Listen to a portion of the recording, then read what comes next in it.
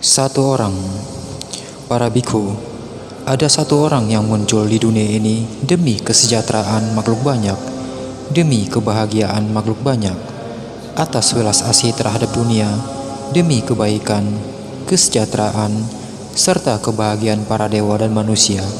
Siapakah orang itu? Itulah Tathagata, Arahata yang tercerahkan, sempurna. Inilah orang itu. Para biku, ada satu orang yang muncul di dunia ini yang unik, tanpa banding, tanpa tanding, tiada tara, tiada duanya, tiada padanannya, yang terbaik di antara manusia. Siapakah orang itu? Itulah Tathagata, Arahata yang tercerahkan sempurna. Inilah orang itu. Para biku, perwujudan orang itu adalah perwujudan wawasan agung, cahaya agung, kilau agung. Itulah perwujudan keenam hal yang tiada taranya. Pencapaian keempat pengetahuan analitis, penembusan terhadap berbagai unsur, keragaman unsur-unsur. Itulah pencapaian buah pengetahuan dari pembebasan, pencapaian dari buah kesucian masuk arus, sekali kembali, tak kembali, serta kesucian Arahata. Siapakah orang itu? Itulah Tathagata, Arahata yang tercerahkan sempurna. Inilah orang itu. Pengandungan dan kelahiran Buddha. Demikianlah yang telah saya dengar. Suatu ketika Bagawa tengah berdiam di Sawati di hutan Jeta, Taman Anathapindika. Kala itu sekelompok biku tengah duduk di aula pertemuan, tempat mereka bertemu setelah kembali dari menerima dana, setelah makan. Ketika terjadi perbincangan ini di antara mereka, mengagumkan sahabat, menakjubkan betapa hebat dan kuatnya Tathagata, karena ia mampu mengetahui para Buddha pada masa lampau yang mencapai nirwana akhir, memotong kusutnya kembang biak, menghancurkan daur, mengakhiri untayan, serta mengatasi segala penderitaan, bahwa para Bagawa tersebut kelahirannya seperti itu, nama mereka seperti itu, suara mereka seperti itu, disiplin moral mereka seperti itu, tataran konsentrasi mereka seperti itu, kebijaksanaan mereka seperti itu, pokok meditasi mereka seperti itu, pembebasan mereka seperti itu. Setelah ini dikatakan, Biku Ananda berkata kepada para biku, sahabat, para Tathagata mengagumkan dan memiliki sifat yang mengagumkan. Para Tathagata menakjubkan dan memiliki sifat yang menakjubkan. Namun percakapan mereka terputus karena Bagawa usai bermeditasi pada senja itu menuju ke aula pertemuan dan duduk di tempat duduk yang telah disiapkan. Kemudian beliau berkata kepada para biku seperti ini, para biku, apa yang kalian perbincangkan dengan duduk bersama di sini sekarang? Dan apa perbincangan kalian yang terputus tadi? Di sini Bante, kami duduk di aula pertemuan, tempat kami bertemu bersama setelah kembali dari menerima dana. Setelah makan, tak kalah muncul perbincangan di antara kami, mengagumkan sahabat, menakjubkan pembebasan mereka seperti itu. Bante, setelah ini dikatakan, Biku Ananda berkata kepada kami, sahabat, para Tathagata mengagumkan dan memiliki sifat yang mengagumkan. Para Tathagata menakjubkan dan memiliki sifat yang menakjubkan. Inilah perbincangan kami, Bante, yang terputus tak kala Bagawa tiba. Lalu Bagawa berkata kepada Biku Ananda, jika demikian Ananda, jelaskanlah lebih lanjut akan sifat-sifat Tathagata yang mengagumkan dan menakjubkan tersebut. Telah saya dengar dan saya ketahui hal ini, Bante, langsung dari Bagawa sendiri, bahwa dengan penuh kesadaran murni serta memahami dengan jernih, Bodhisatta muncul di surga Tusita. Hal ini saya ingat sebagai sifat yang mengagumkan dan menakjubkan dari Bagawa. Telah saya dengar dan saya ketahui hal ini langsung dari Bagawa sendiri, dengan penuh kesadaran murni serta memahami dengan jernih, Bodhisatta berdiam di surga Tusita. Hal ini pun saya ingat sebagai sifat yang mengagumkan dan menakjubkan dari Bagawa. Telah saya dengar dan saya ketahui hal ini langsung dari Bagawa sendiri. Sepanjang rentan hayatnya, Bodhisatta berdiam di surga Tusita. Hal ini pun saya ingat sebagai sifat yang mengagumkan dan menakjubkan dari Bagawa. Telah saya dengar dan saya ketahui hal ini langsung dari Bagawa sendiri. Dengan penuh kesadaran murni serta memahami dengan jernih, Bodhisatta mangkat dari surga Tusita lalu memasuki rahim ibundanya. Hal ini pun saya ingat sebagai sifat yang mengagumkan dan menakjubkan dari Bagawa. Telah saya dengar dan saya ketahui hal ini langsung dari Bagawa sendiri. Tak kala Bodhisatta mangkat dari surga Tusita dan memasuki rahim ibundanya, kilauan yang luar biasa gemilang yang melampaui keagungan surgawi para dewa muncul di dunia ini dengan para dewa Mara dan Brahmanya dalam dunia ini, dan para petapa dan Brahmanya dengan para dewa dan manusianya, dan bahkan di sela-sela alam rendah dengan kekosongan, kelam, dan kegelapan yang amat sangat, tempat rembulan dan matahari yang bagaimanapun hebat dan kuatnya tak mampu mempertahankan cahayanya. Di sana kilau yang luar biasa gemilangnya yang melampaui keagungan surgawi para dewa juga muncul, dan para makhluk yang terlahir ulang di sana saling melihat berkat cahaya tersebut. Ternyata ada juga makhluk lain yang terlahir ulang di sini. Dan tata dunia yang berluas 10.000 ini bergetar, berguncang, dan bergentaran, dan kembali kilau yang luar biasa gemilangnya yang melampaui keagungan surgawi para dewa muncul di dunia. Hal ini pun saya ingat sebagai sifat yang mengagumkan dan menakjubkan dari Bagawa. Telah saya dengar dan saya ketahui hal ini langsung dari Bagawa sendiri. Tak kala Bodhisatta telah memasuki rahim ibundanya, 4 dewa muda datang untuk menjaganya di keempat penjuru, agar tiada manusia maupun yang bukan manusia atau siapapun yang bisa melukai Bodhisatta ataupun ibundanya. Hal ini pun saya ingat sebagai sifat yang mengagumkan dan menakjubkan dari Bagawa. Telah saya dengar dan saya ketahui hal langsung dari Bagawa sendiri. Tak kala Bodhisatta telah memasuki rahim ibundanya, sang ibu secara hakiki menjadi bajik, menghindari membunuh makhluk hidup, menghindari mengambil apa yang tidak diberikan, menghindari berperilaku seks yang salah, menghindari berkata dusta, dan menghindari mengkonsumsi anggur, minuman keras, serta zat yang memabukkan penyebab kelalaian. Hal ini pun saya ingat sebagai sifat yang mengagumkan dan menakjubkan dari Bagawa. Telah saya dengar dan saya ketahui hal ini langsung dari Bagawa sendiri. Perempuan lain melahirkan setelah mengandung anak dalam rahimnya selama 9 atau 10 bulan. Namun tidak demikian halnya dengan Ibunda Bodhisatta. Ibunda Bodhisatta melahirkannya setelah mengandungnya dalam rahim selama tepat 10 bulan. Hal ini pun saya ingat sebagai sifat yang mengagumkan dan menakjubkan dari Bagawa. Telah saya dengar dan saya ketahui hal ini langsung dari Bagawa sendiri. Perempuan lain melahirkan sembari duduk atau berbaring. Namun tidak demikian halnya dengan Ibunda Bodhisatta. Ibunda Bodhisatta melahirkannya sambil berdiri. Hal ini pun saya ingat sebagai sifat yang mengagumkan dan menakjubkan dari Bagawa. Telah saya dengar dan saya ketahui hal ini langsung dari Bagawa sendiri. Tak kala Bodhisatta keluar dari rahim ibundanya, pertama-tama para dewa menyambutnya, lalu diikuti para manusia. Hal ini pun saya ingat sebagai sifat yang mengagumkan dan menakjubkan dari Bagawa. Telah saya dengar dan saya ketahui hal ini langsung dari Bagawa sendiri. Tak kala Bodhisatta keluar dari rahim ibundanya, beliau tidak menginjak tanah.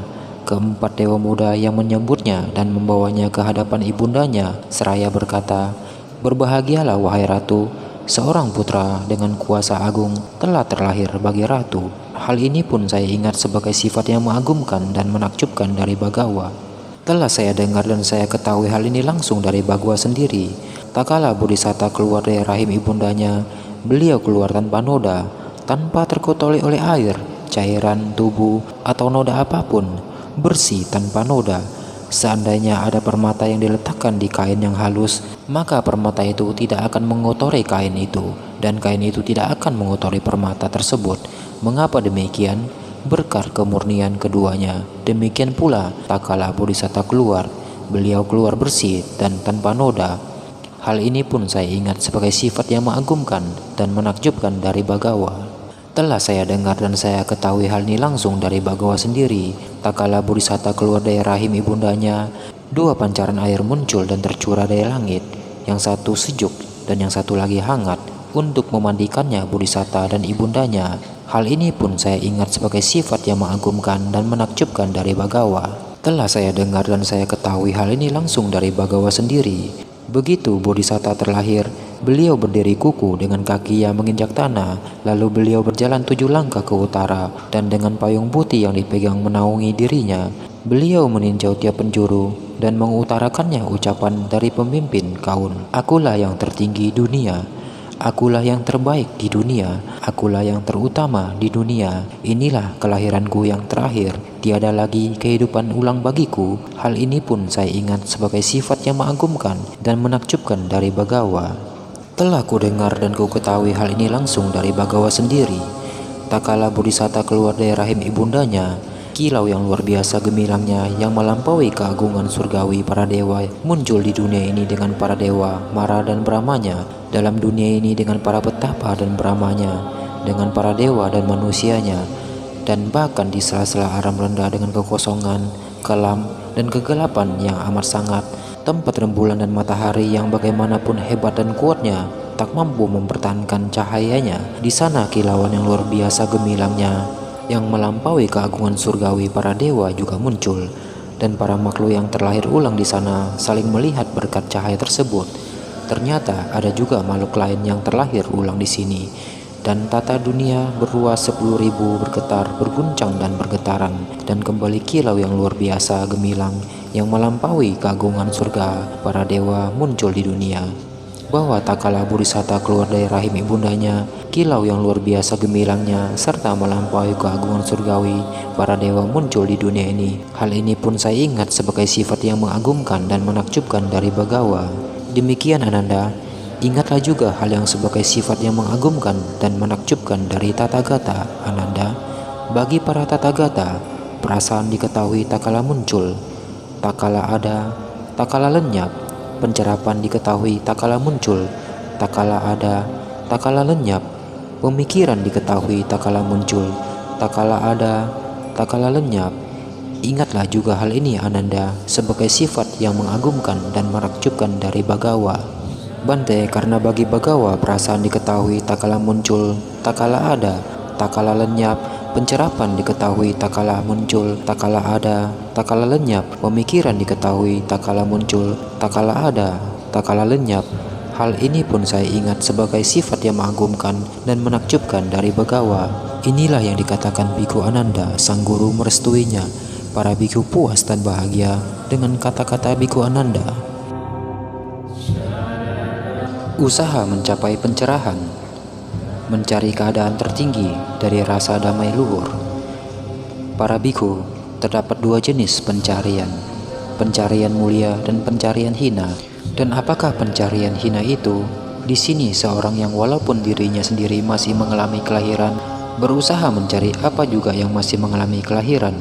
Walaupun dirinya sendiri masih mengalami penuaan, ia berusaha mencari apa yang masih mengalami penuaan. Walaupun dirinya sendiri masih mengalami sakit, ia berusaha mencari apa yang masih mengalami sakit. Walaupun dirinya sendiri masih mengalami kematian, ia berusaha mencari apa yang masih mengalami kematian. Walaupun dirinya masih mengalami kesedihan, ia berusaha mencari apa yang masih mengalami kesedihan. Walaupun dirinya sendiri masih mengalami kekotoran batin, ia berusaha mencari apa yang masih mengalami kekotoran batin. Dan apa yang bisa dianggap masih mengalami kelahiran, penuaan, sakit dan kematian, masih mengalami kesedihan dan kekotoran batin, istri dan anak, budak pria dan perempuan, kambing dan domba, unggas dan babi, gajah, ternak kuda jantan dan betina, emas dan perak, semua memperolehan ini masih mengalami kelahiran, penuaan, sakit dan kematian, masih mengalami kesedihan dan kekotoran batin. Dan seseorang yang terikat pada hal-hal ini, terpukau dengannya, serta benar-benar terikat padanya, walaupun dirinya sendiri masih mengalami kelahiran, masih mengalami kesedihan dan kotoran batin, berusaha mencari apa juga yang masih mengalami kelahiran, masih mengalami kesedihan dan kekotoran batin. Dan apakah pencarian mulia itu? Di sini seseorang yang dirinya sendiri masih mengalami kelahiran, setelah memahami bahaya dari apa yang masih mengalami kelahiran, berusaha mencari perlindungan agung yang tiada lahir terhadap ikatan nibbana. Karena dirinya sendiri masih mengalami penuaan, setelah memahami bahaya dari apa yang masih mengalami penuaan, berusaha mencari perlindungan agung yang tiada menua terhadap ikatan nibbana. Karena dirinya sendiri masih mengalami sakit, setelah memahami bahaya dari apa yang masih mengalami sakit, berusaha mencari perlindungan agung yang tiada sakit terhadap ikatan nibbana. karena dirinya sendiri masih mengalami kematian. Setelah memahami bahaya dari apa yang masih mengalami kematian, berusaha mencari perlindungan yang agung yang tiada mati terhadap ikatan nibbana, karena dirinya sendiri masih mengalami kesedihan. Setelah memahami bahaya dari apa yang masih mengalami kesedihan, berusaha mencari perlindungan agung yang tiada sedih terhadap ikatan nibbana, karena dirinya sendiri masih mengalami kekotoran batin. Setelah memahami bahaya apa yang masih mengalami kekotoran batin, berusaha mencari perlindungan yang agung yang tiada kotor terhadap ikatan nibbana. Inilah pencarian mulia itu. Para bikhu, sebelum pencerahan saya, tak kala saya masih menjadi bodhisatta yang belum tercerahkan, walaupun saya sendiri masih mengalami kelahiran, saya masih berusaha mencari apa juga yang masih mengalami kelahiran. Walaupun diri saya sendiri masih mengalami penuaan, sakit dan kematian, kesedihan dan kekotoran batin, saya berusaha mencari apa juga yang masih mengalami penuaan, sakit, kematian, kesedihan dan kekotoran batin. Lalu saya berpikir demikian, karena diriku sendiri masih mengalami kelahiran, mengapa aku berusaha mencari apa juga yang masih mengalami kelahiran? Karena diriku sendiri masih mengalami penuaan, sakit, kematian, kesedihan dan kekotoran batin, mengapa aku berusaha mencari apa yang juga masih mengalami penuaan, sakit, kematian, kesedihan dan kekotoran batin? Seandainya saja karena diriku sendiri masih mengalami kelahiran, setelah memahami bahaya dari apa yang masih mengalami kelahiran, aku berusaha mencari perlindungan agung yang tiada terlahir dari ikatan nirwana. Seandainya saja karena diriku sendiri masih mengalami penuaan, sakit, kematian, kesedihan, dan kekotoran batin, setelah memahami bahaya dari apa yang masih mengalami penuaan, sakit, kematian, kesedihan, dan kekotoran batin, aku berusaha mencari perlindungan agung yang tiada menua, tiada sakit, tiada mati, tiada sedih, dan tiada kotor terhadap ikatan nirwana. Setelah itu, semasih muda, selagi masih merupakan lelaki muda berambut hitam yang dikarunia berkat usia muda dalam usia terbaik, kendati pun ibu dan ayah saya mengharapkan yang sebaliknya, serta menangis dengan wajah berlinang air mata, saya memotong rambut dan cambang saya, mengenakan jubah kuning tua, serta meninggalkan kehidupan rumah tangga dan menjalani kehidupan suci. Para biku, setelah meninggalkan kehidupan rumah tangga guna mencari yang terbaik untuk menemukan tataran agung kedamaian luhur, saya mencari Alara Kalama dan berkata kepadanya, "Sahabat Kalama, saya ingin menjalani kehidupan suci dalam Dharma dan Vinaya ini." Alara Kalama menjawab, "Anda boleh tinggal di sini. Dhamma ini adalah sedemikian rupa sehingga orang yang bijak dapat dengan segera memasuki dan berdiam di dalamnya, serta mencapai pengetahuan langsung bagi dirinya sendiri, doktrin dari gunanya sendiri itu." Segera saya mendalami Dharma itu dengan cepat, sepanjang yang berkaitan dengan sekedar pengucapan ulang serta pengulangan kembali dari ajarannya. Saya mampu berkata dengan pengetahuan dan keyakinan, dan saya berseru, "Aku mengetahui dan melihat," dan ada orang lain juga berkata demikian. Saya berpikir, bukan karena keyakinan semata, Alara Kalama berkata, dengan mencapai sendiri melalui pengetahuan langsung, saya memasuki dan berdiam di dalam Dhamma ini.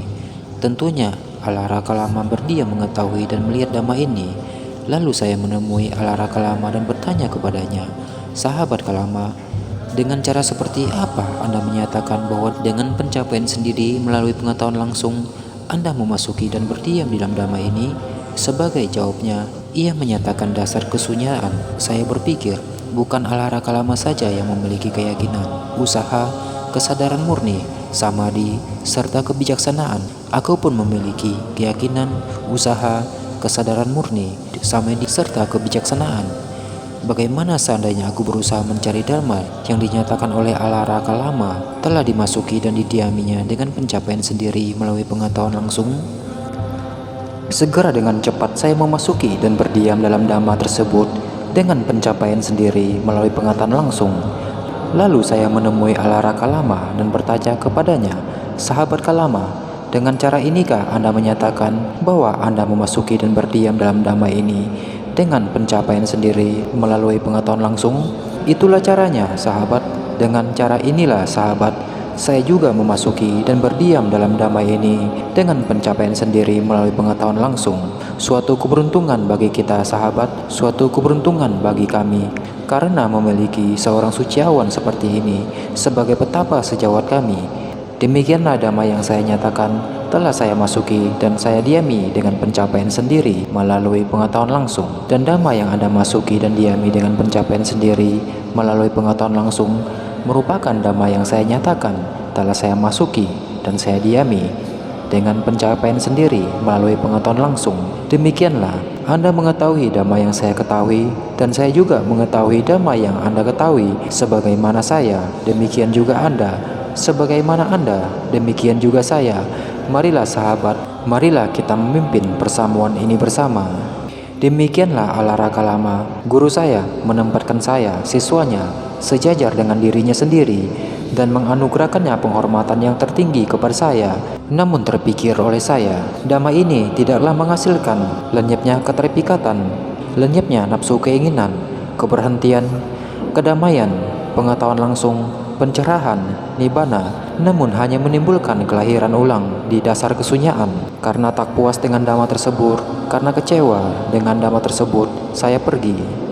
Para biku masih berusaha mencari apa yang baik, berusaha mencapai tataran agung dari kedamaian luhur. Saya menemui Udaka Ramaputra dan berkata kepadanya, "Sahabat, saya ingin menjalankan kehidupan suci dalam dharma dan winaya." Udaka Ramaputra menjawab, "Anda boleh tinggal di sini. Dhamma ini adalah sedemikian rupa sehingga seseorang yang bijak dapat dengan segera memasuki dan berdiam di dalamnya, serta mencapai melalui pengetahuan langsung bagi dirinya sendiri doktrin dari gunanya sendiri itu." Segera saya mendalami dhamma itu dengan cepat, sepanjang berkaitan dengan sekedar pengucapan ulang serta pengulangan kembali. Saya mampu berkata dengan pengetahuan dan keyakinan, dan saya berseru, "Aku mengetahui dan melihat." Dan ada orang lain juga berkata demikian. Saya berpikir, bukan karena keyakinan semata, Rama berkata. Dengan pencapaian sendiri melalui pengetahuan langsung, saya memasuki dan berdiam di dalam dhamma ini. Tentunya Rama berdiam dengan mengetahui dan melihat dhamma ini. Lalu saya menemui Udaka Ramaputra dan bertanya kepadanya, "Sahabat, dengan cara seperti apa Rama menyatakan bahwa dengan mencapai sendiri melalui pengetahuan langsung, ia memasuki dan berdiam di dalam dhamma ini?" Sebagai jawabnya, Udaka Ramaputra menyatakan dasar bukan pencerapan maupun bukan tanpa pencerapan. Saya berpikir, bukan Rama saja yang memiliki keyakinan, usaha, kesadaran murni, samadhi, serta kebijaksanaan. Aku pun memiliki keyakinan, usaha, kesadaran murni, samadhi, serta kebijaksanaan. Bagaimana seandainya aku berusaha mencapai dhamma yang dinyatakan oleh Rama telah dimasuki dan didiaminya dengan pencapaian sendiri melalui pengetahuan langsung? Segera setelah cepat saya memasuki dan mendiami dhamma tersebut dengan pencapaian sendiri melalui pengetahuan langsung, lalu saya menemui Udaka Ramaputra dan berkata kepadanya, "Sahabat, seperti cara inikah Rama menyatakan bahwa ia memasuki dan mendiami dhamma ini dengan pencapaian sendiri melalui pengetahuan langsung?" Itulah caranya, sahabat. Dengan cara inilah, sahabat, saya juga memasuki dan mendiami dhamma ini dengan pencapaian sendiri melalui pengetahuan langsung. Suatu keberuntungan bagi kita, sahabat, suatu keberuntungan bagi kami, karena memiliki seorang suciawan seperti ini sebagai petapa sejawat kami.